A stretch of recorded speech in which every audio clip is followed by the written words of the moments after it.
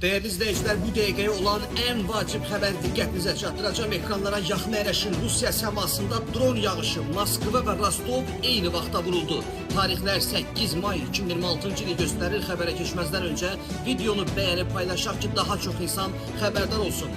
Mayın 8-nə keçən gecə Ukrayna silahlı qüvvələri Rusiyanın bir neçə regionuna, o cümlədən Rostov və Moskva istiqamətlərinə geniş miqyaslı pilotsuz təyyarə hücumu təşkil edildi. Prime Infos xəbər verir ki, Rostovla Don şəhərində MPS Lakboya zavodu və Müdafiə Nazirliyinə tabi olan Radar Elmi Texniki Mərkəzinin filialı yerləşən sənaye zonasında güclü yanğınlar qeydə alınıb. Hücumların miqyası Rusiyanın bir neçə vilayətini, o cümlədən Yaroslavl və Permi də əhatə edib. Yaroslavldakı Slavneft Yanosneft limanı zavodunda dron zərbəsindən sonra yanğın başladığı bildirilir. Analitiklər bu kütləvi hücumların mayın 9-da keçiriləcək qələbə parad ərəfəsində Moskvanın hərbi və iqtisadi potensialına ciddi zərbə vurmaq məqsədini daşıdığını qeyd edir.